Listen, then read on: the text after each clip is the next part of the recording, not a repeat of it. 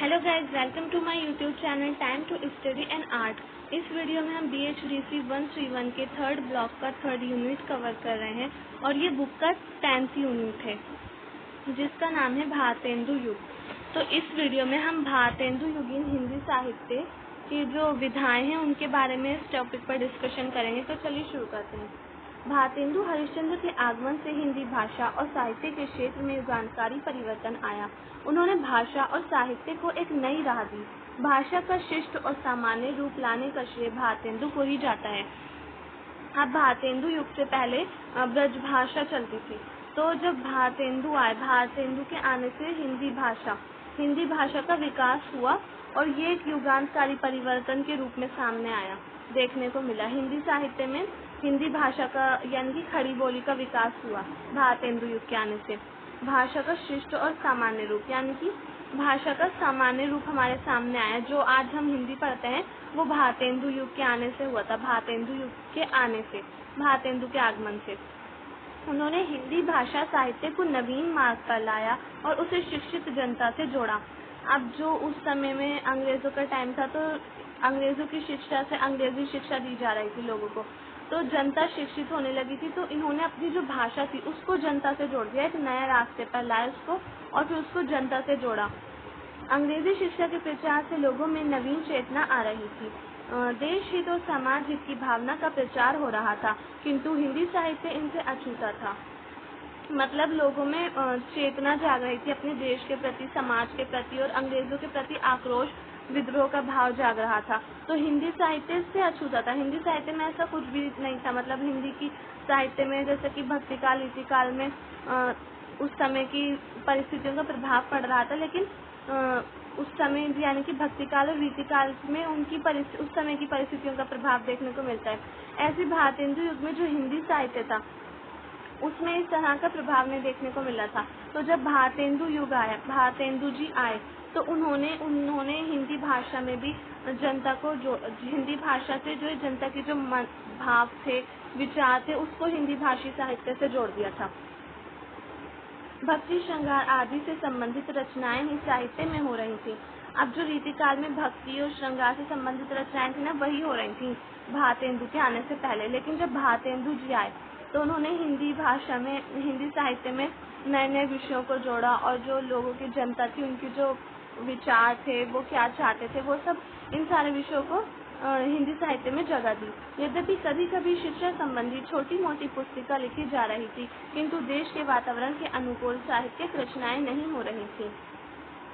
मतलब शिक्षा से संबंधित छोटी छोटी पुस्तकें लिखी जा रही थी, लेकिन जो असल में साहित्य के, देश का जो वातावरण था उस समय बहुत ज़्यादा देश की हालत खराब हो गई थी, बहुत बुरी हालत हो रही थी देश की, तो उसके अनुकूल साहित्यिक रचनाएं नहीं हो रही थी, उसके विपरीत हो रही थी।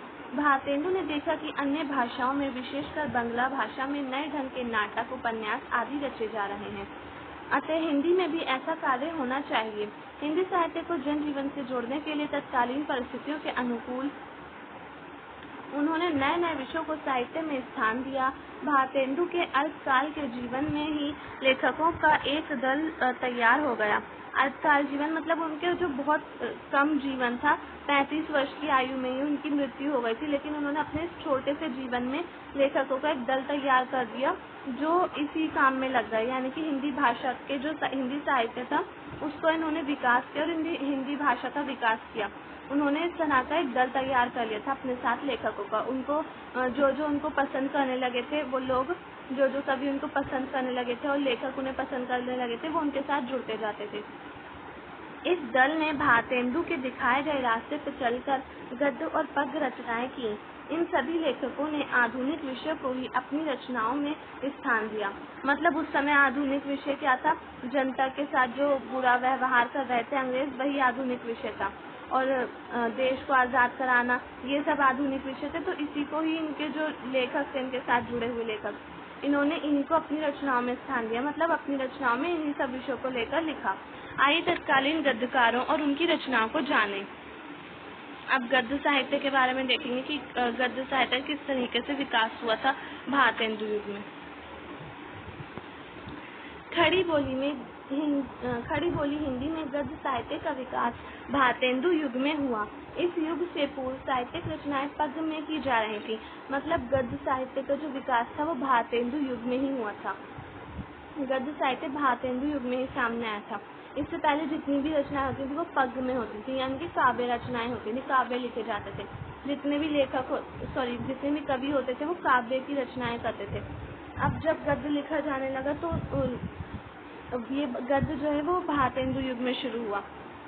गद्य भाषा में जो गद्य रचनाएं पाई जाती हैं वे मुख्यतः कविवृत्त संग्रह अथवा टीकाओं के रूप में है। मतलब गद्य भाषा में जितने भी गद्य हैं वो टीकाओं और कवित्व संग्रह, जो कवि होते थे उनके जो संग्रह होते थे उसके रूप में देखने को मिलती है। भारतेंदु युग के आगमन तक भारतीय सामंती व्यवस्था का पतन होने लगा था। साहित्यकारों का वहां से संरक्षण खत्म होने लगा। फलतः साहित्यकारों पर उस व्यवस्था के अनुकूल रचने का दबाव खत्म हो गया। अब साहित्य का जुड़ाव जनजीवन और आधुनिक भावबोध से होने लगा। साहित्यकार मतलब जो कवि होते थे, भारतेंदु के आने से पहले वो था रीतिकाल था, तो वो लोग राज दरबारों से जुड़े होते थे, राज आश्रित होते थे कवि। लेकिन जब उस समय भारतेंदु के युग में 1857 का समय है, तो उस समय अंग्रेज आ गए थे भारत में। जब अंग्रेज आ गए थे तो राजाओं का दबदबा खत्म हो गया था और अंग्रेजों के पर आश्रित हो गए थे। जो राजा होते थे वो खुद अंग्रेजों पर आश्रित हो गए थे, तो अब दरबार खत्म होने लगे थे। तो इस वजह से भारतेंदु युग में दरबार खत्म हो गए थे और जितने भी लेखक होते थे और साहित्यकार होते थे, यानी कि कवि होते थे, वो लोग जनजीवन से जुड़ गए थे। जब उनका दरबारों से कोई नाता नहीं रहा था दरबारों में, क्योंकि राजा ही खत्म हो गए थे तो दरबार भी नहीं रहे थे, तो वो लोग जनजीवन से जुड़ने लगे और लोगों की जो वो थी परेशानियां थी, उन्होंने उनको अपने साहित्य में जगह दी थी। आधुनिक उस समय में किस तरह के भाव थे, लोगों के साथ क्या क्या हो रहा था, तो वो सबको उन्होंने अपनी रचनाओं में स्थान दिया। अब तक प्रेस का आगमन भी हो चुका था। साहित्य अब दरबारों में सुनाए जाने की चीज नहीं रही, बल्कि उसे जन आकांक्षा से जोड़ा जाने लगा। जो मैंने अभी बताया वही साहित्य जो साहित्य था। रीतिकाल में तो रचनाएं होती थी श्रृंगारिक, तो वो राजाओं दरबारों में होती थी, राजाओं की प्रशंसा वगैरह होती थी उसमें। लेकिन जो आधुनिक काल आया, अब इसमें जो रचनाएं होने लगी उसमें लोग जो थे, जो जनता थी, उसकी जो भावनाएं थी, उसकी जो विचार थे, वो सब सामने आने लगे, उसकी परेशानियां सामने आने लगी और उसको जनता की आकांक्षाओं से जनता से जोड़ दिया गया। इसी क्रम में विभिन्न साहित्यिक विधाओं, नाटक, निबंध, कहानी, उपन्यास आदि का विकास हुआ, जिनके लिए गद्य का संरचनात्मक ढांचा ज्यादा अनुकूल था। अब इन सारी ये जो विधाएं हैं, इन सब का विकास हुआ और इनका संरचनात्मक ढांचा बनाया गया। इस प्रकार संवेदना के स्तर पर आधुनिक भावबोध के विकास तथा तकनीकी स्तर पर प्रेस के आगमन ने गद्य में साहित्य का रचा जाना संभव किया। प्रेस का आगमन भी हो गया था और तकनीकें नई आधुनिक जो लोग थे उनकी जो विचार थे वो, और तकनीकें नई चीज़ों का प्रेस का आगमन हो गया था, तकनीकों की शुरुआत हो गई थी, तो उससे गद्य में साहित्य रचा जाना संभव हो गया था। अब सबसे पहली विधा है नाटक।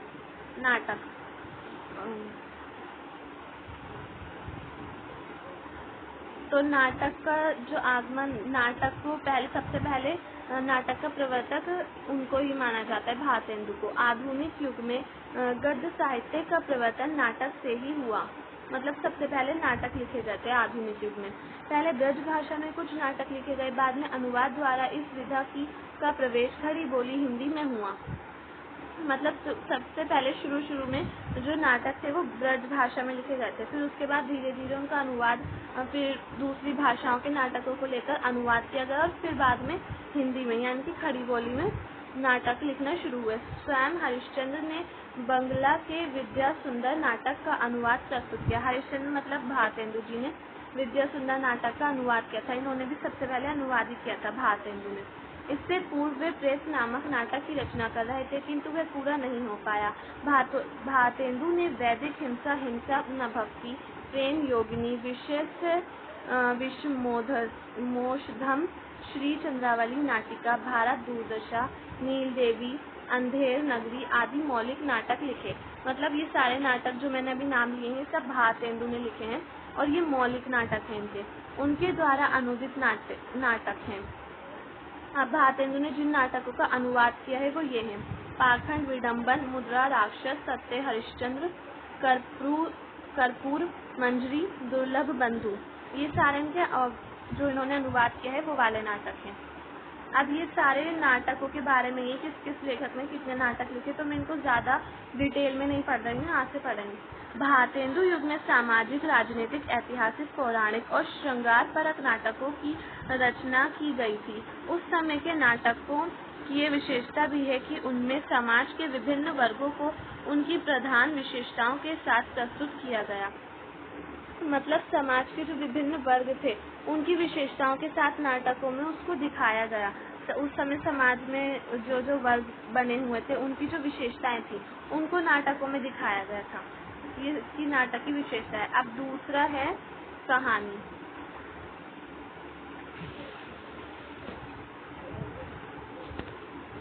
भारत में कथा और आख्यान की लंबी परंपरा रही है। 19वीं शताब्दी के प्रारंभ में मौखिक कथाओं को लिखित रूप में देने की परंपरा शुरू हुई। इस क्रम में कहानी नाम से लिखी गई पहली रचना इंशाल्लाह खान की रानी केतकी की कहानी है। मतलब 19वीं शताब्दी में शुरू हुई थी ये परंपरा। जो कथाएं होती थी, मौखिक कथाएं, उनको लिखित रूप देना शुरू कर दिया था लोगों ने। तो इंशाल्लाह खां थे, तो उनकी पहली जो उन्होंने कहानी लिखी थी, पहली कहानी रानी केतकी की कहानी, ये है पहली कहानी जो कहानी नाम से लिखी गई थी। इसकी रचना 1803 ईस्वी में हुई। हालांकि इसकी पूर्ण शैली सूफी प्रेमाख्यानों वाली है। अंतर मात्र इतना है कि सूफी काव्य पद्य में लिखा गया और इसकी रचना गद्य में हुई है। अब ये नीचे कहानियों के नाम दे रखे हैं। 19वीं शताब्दी के प्रथम दशक में फोर्ट विलियम कॉलेज के तत्वावधान में बेताल पच्चीसी, ये सारी कहानियाँ जो थी वो फोर्ट विलियम कॉलेज में लिखी गई थी। बेताल पच्चीसी, प्रेम सागर, राजनीति और नचिकेतोपाख्यान का अनुवाद किया गया। ये सारी कहानियों का अनुवाद किया गया था फोर्ट विलियम कॉलेज में 19वीं शताब्दी में, क्योंकि फोर्ट विलियम कॉलेज उसी समय बनाया गया था। ये अंग्रेजों ने खुलवाया था फोर्ट विलियम कॉलेज अपनी पढ़ाई के लिए, क्योंकि उन्हें परेशानी होती थी, यहाँ की भाषा अलग थी, उनकी अलग थी, तो उन्होंने अपने लिए खुलवाया था। लेकिन ये इससे बहुत ज़्यादा हिंदुस्तान की जो भाषाएं थी उनका विकास हुआ था, उर्दू का और हिंदी का बहुत विकास हुआ था फोर्ट विलियम कॉलेज से। इसके अलावा 19वीं शताब्दी के प्रथम 3 दशकों में मधोनल, माधव विलास, नीति कथा, गोरा बादल की बात, सुख सागर, उपदेश कथा नामक कथा पुस्तकें अनुदित की गई। ये सारी जो मैंने अभी नाम लिए ये सभी अनुदित पुस्तकें हैं, मतलब इनका भी अनुवाद किया गया है। गोरा बादल को छोड़कर सभी पुस्तकों की रचना पाठ्य पुस्तकों के रूप में की गई है। इस समय किस्सा हातिम ताई, किस्सा चहार दरवेश, सूरजपुर की कहानी, कथा सागर, यात्रा स्वप्नोदय, गुलब कावती आदि रचनाएं प्रकाशित हुई। अब ये जो मैंने अभी नाम लिए सारी कहानियों की, ये वाली कहानियाँ लिखी गई थी। इससे पहले जितने भी नाम लिए थे वो सब उनका अनुवाद किया गया था। अब ये वाली हातिम ताई, किस्सा चहार दरवेश, सूरजपुर की कहानी, कथा सागर, यात्रा स्वप्नोदय और गुलब कावती, ये सारी जो रचनाएं हैं प्रकाशित हुई। ये सभी रचनाएं अनुदित हैं। ये रचनाएं प्रकाशित हुई लेकिन इनका अनुवाद भी हुआ। ये रचनाएं लिखी भी गई और अनुवाद भी किया गया था इनका। इस प्रकार 19वीं शताब्दी में प्राचीन और मध्यकालीन कथाओं की परंपरा चलती रही। भारतेंदु युग में पुरानी कथा अथवा आख्यान शैली की रचनाएं ही की गई। मतलब भारतेंदु युग में जो पुरानी कथा थी उसी की शैली में रचनाएं हुई, यानी कि आख्यान शैली में। आख्यान शैली और पुरानी कथा शैली जो थी उसी के आधार पर रचना शैली वही थी उनकी, और बस उसी के आधार पर रचनाएं हुई थी। जिस नई आधुनिक कथा विद्या के लिए कहानी शब्द का आज प्रयोग होता है, ऐसी कोई चीज भारतेंदु युग में नहीं लिखी जा सकी। मतलब जो आज की कहानी का जो रूप हमें देखने को मिलता है, भारतेंदु युग में ऐसी कहानी का रूप नहीं था। भारतेंदु युग में आख्यान शैली में थी, जो कहानी थी उसका रूप आख्यान शैली था। फिर भी पुराने ढंग की 2 कथा रचनाएं 1871 में रेवरेंड जे न्यूटन द्वारा लिखित जमींदार का दृष्टांत और 1886 में राजा शिव प्रसाद सिंह सितारे की लिखित राजा भोज का सपना का जिक्र ऐसी कथा रचना के रूप में किया जाता है। मतलब ये जो 2 कथाएं हैं, राजा भोज का सपना और जमींदार का दृष्टांत, ये दो कथाएं यानी कि दो कहानियाँ आज की जो हम कहानियाँ पढ़ते हैं उनसे उनके जैसी हैं, और उस समय में आज जो हम कहानियाँ पढ़ते हैं उस समय में वैसी कहानियाँ नहीं होती थी, लेकिन ये दो कहानियाँ आज की कहानियों की जैसी हैं। अब ये कहानियों के बारे में हम देखेंगे। उपन्यास गद्य की अन्य विधाओं की तुलना में सबसे अधिक लोकप्रिय विधा है। हिंदी साहित्य में इस विधा का आरंभ इस दृष्टि से और भी महत्वपूर्ण है कि इसकी लोकप्रियता इतनी बड़ी कि हिंदी नहीं जानने वालों ने भी उपन्यास पढ़ने की ललक से हिंदी सीखी। मतलब हिंदी में जब उपन्यास लिखे गए तो ये इतना ज़्यादा लोकप्रिय हो गया, इतना ज़्यादा फेमस हो गया उपन्यास कि जो लोग हिंदी नहीं जानते थे उन्होंने भी हिंदी सीखनी शुरू कर दी उपन्यास पढ़ने के लिए। उन दिनों जो उद्देश्य को ध्यान में रखकर उपन्यास लिखे गए, पहला उद्देश्य था शुद्ध मनोरंजन। मतलब उद्देश्य थे उनको ध्यान में रखकर उपन्यास लिखे गए थे, तो लोगों का मनोरंजन करना यानी कि शुद्ध मनोरंजन, ये इनका पहला उद्देश्य था। इस उद्देश्य से तिलस्मी एयारी उपन्यास लिखे गए, यानी कि जादू से संबंधित, जादू और परियों की कहानियाँ, ये सारे उपन्यास शुद्ध मनोरंजन उपन्यास में आते हैं। इसमें तिलस्मी कहानियाँ होती हैं, जादू से संबंधित कहानियाँ वगैरह, ये सब तिलस्म में आती हैं, परियों की कहानियाँ। तो ये सारे उपन्यास इनका पहला उद्देश्य था ये। फिर ऐसे उपन्यासों में चंद्रकांता तथा चंद्रकांता संतति उन दिनों बहुत लोकप्रिय हुए। ये चंद्रकांता शुद्ध मनोरंजन के उपन्यासों में, तिलस्मी उपन्यासों में आते हैं। किशोरी लाल गोस्वामी, हरे कृष्ण जौहर तथा रामलाल वर्मा के उपन्यास भी शुद्ध मनोरंजन के लिए लिखे गए। इनके उपन्यासों के क्रमशः नाम है तिलस्मी शीश महल, कुसुम लता, पुतली महल, ये इन्होंने लिखे हैं। किशोरी लाल गोस्वामी ने लिखा है तिलस्मी शीश महल, हरे कृष्ण जौहर ने लिखा है कुसुम लता और रामलाल वर्मा ने लिखा है पुतली महल। ये भी इनके जो इन्होंने लिखे हैं उपन्यास, ये भी शुद्ध मनोरंजन वाले उपन्यासों में आते हैं।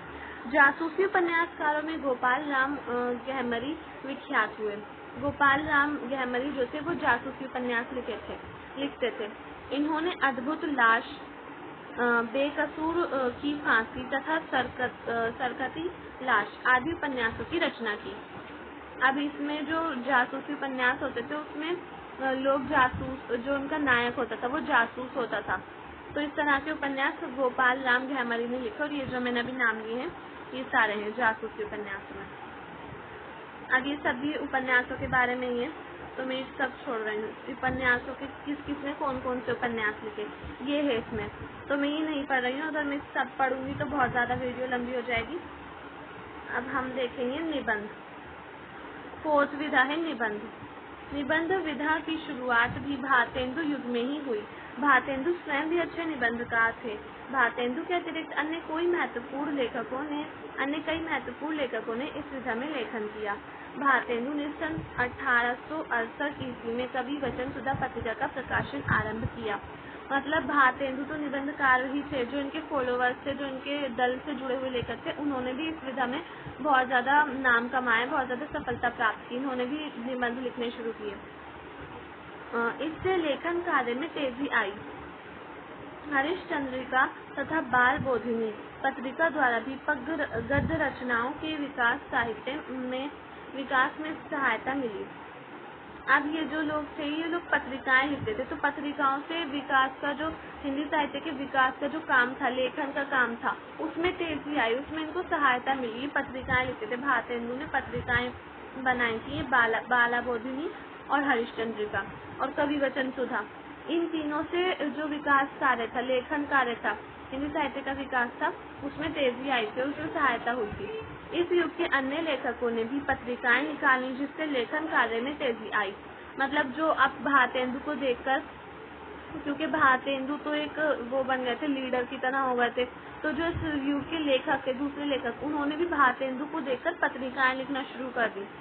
भारतेंदु युग के निबंध में समाज सुधार, राष्ट्र प्रेम, देशभक्ति, अतीत के प्रति गौरव भावना तथा विदेशी शासन के प्रति आक्रोश जैसे विषयों को स्थान मिला। अब ये सारे नए विषय थे, भारतेंदु युग में नए नए विषयों को स्थान दिया गया था, जो मैंने अभी थोड़ी देर पहले भी वीडियो में बताया था। तो ये सारे विषय थे, वो देश प्रेम, देशभक्ति, अतीत के प्रति गौरव भावना, मतलब जो उन लोगों का अतीत था मुगलों का शासनकाल वगैरह और जो पहले का था तो उसके प्रति गौरव भावना से संबंधित रचनाएं, समाज सुधार से संबंधित रचनाएं और विदेशी शासन यानी कि अंग्रेजों के प्रति विद्रोह और आक्रोश जैसे विषयों को लेकर इन्होंने काव्य गद्य रचनाएं करनी शुरू की, निबंध लिखे और उपन्यास वगैरह ये सब लिखे। उस युग के निबंधकारों ने मनोरंजन के लिए भी निबंध रचना की। अब सिर्फ यही बात नहीं थी कि इन लोगों ने देश से संबंधित निबंध लिखे, इन्होंने मनोरंजन के लिए भी निबंध लिखे थे। नाक, कान, भौं, धोखा, बुढ़ापा आदि विषयों पर लिखे गए निबंध इस बात के परिचायक हैं कि उनमें जिंदा दिली थी। मतलब ये सारे निबंधों के नाम है नाक, कान, भौं, धोखा, बुढ़ापा। तो ये जो निबंध है ये मनोरंजक निबंध हैं। भारतेंदु ने जहाँ समाज की उन्नति से संबंधित विषयों पर निबंध लिखे, वहीं उन्होंने अतीत के गौरव और तत्कालीन शासन के प्रति असंतोष व्यक्त करने के लिए भी निबंध लिखे। मतलब उन्होंने समाज को सुधारने के साथ साथ जो उनके पहले का अतीत बीत चुका है उसका गौरव, उस समय भारत किस तरह का था उस पर भी निबंध लिखे और विदेशी तत्कालीन शासन यानी कि अंग्रेजों के प्रति अपना असंतोष दिखाने के लिए, आक्रोश दिखाने के लिए, गुस्सा दिखाने के लिए भी उन्होंने निबंध लिखे। जातीय संगीत, लेवी, प्राण लेवी ऐसे ही निबंध हैं। ये भारतेंदु के निबंध हैं जो इन्होंने अंग्रेजी शासन की प्रति जो आक्रोश दिखाया था उसके बारे में लिखे थे। अब ये सारे निबंधों के नाम है किस किसने कौन कौन से निबंध लिखे हैं ये मैं नहीं पढ़ रही हूँ। समालोचना देख लेते हैं हम।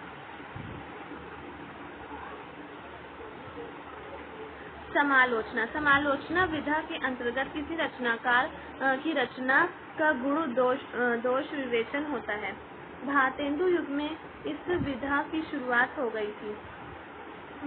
समालोचना मतलब किसी की जो रचना होती है उसके लेकर उसकी जैसे किसी लेखक ने कोई रचना करी, अब उसकी रचना को लेकर उसके जो गुण होते हैं और उसके दोष उनका विवेचन किया जाता है समालोचना में। इसे आलोचना, समालोचना, समीक्षा बहुत सारे नामों से जाना जाता है। तो जब हम कोई रचनाकार किसी दूसरे रचनाकार की रचना को लेकर उसके गुण और दोषों का विवेचन करता है और उसके बारे में अपना तर्क देता है, अपना मत देता है तो उसे समालोचना कहते हैं। तो भारतेंदु युग में इस विधा की शुरुआत हुई थी। उपाध्याय पंडित बद्री नारायण चौधरी प्रेमघन ने आनंद कादम्बिनी नामक पत्रिका निकाली थी। इस पत्रिका में लाला श्रीनिवास दास रचित नाटक संयोगिता स्वयंवर की विशद और कड़ी आलोचना छपी थी। मतलब सबसे पहली जो आलोचना बद्री नारायण चौधरी ने की थी इनकी लाला श्रीनिवास की जो रचना थी संयोगिता स्वयंवर, तो अपनी पुस्तक इन्होंने इनकी इस पुस्तक की आलोचना की थी अपनी इस कहानी में, इस पत्रिका में। इसमें गुण दोष के आधार पर बड़ी बारीकी से जांच पड़ताल की गई थी। इस प्रकार इस युग में पुस्तक समीक्षा की शुरुआत हुई जिसकी मुख्य प्रवृत्ति गुण दोषों का निरूपण करना था। मतलब इसकी खास समालोचना की खास विशेषता यही होती है कि इसमें दूसरे की जो रचना होती है, दूसरे किसी रचनाकार ने जो रचना लिखी उसकी रचना को लेकर उसके गुणों का और उसके दोषों का विवेचन किया जाता है और अपना मत भी दिया जाता है। 1886 ईस्वी में पंडित बालकृष्ण भट्ट ने हिंदी प्रदीप में संयोगिता स्वयंवर की सच्ची समालोचना की। पुस्तक समीक्षा के इतर 1883 ईस्वी में भारतेंदु ने नाटक शीर्षक से इस विधा पर सैद्धांतिक लेख लिखा। 1800 अब ये सब इनकी पुस्तकों के बारे में दे रखा है कि किस तरह से पुस्तकें लिखी, तो मैं ये नहीं पढ़ रही हूँ। सो ये इसके बाद वाला ये पग रचना आ गई है, इसकी वाला पार्ट हम दूसरी वीडियो में कवर करेंगे। अगर मैं ये भी इसमें लूँगी तो वीडियो बहुत ज़्यादा बड़ी हो जाएगी। तो गाइस आज की वीडियो में सिर्फ इतना है। अगर आपको मेरी वीडियो पसंद आए तो प्लीज़ मेरी वीडियो को लाइक करें, शेयर करें एंड सब्सक्राइब करना ना भूलें। चैनल को कमेंट्स करके ज़रूर बताएं आपको मेरी वीडियो कैसी लगी।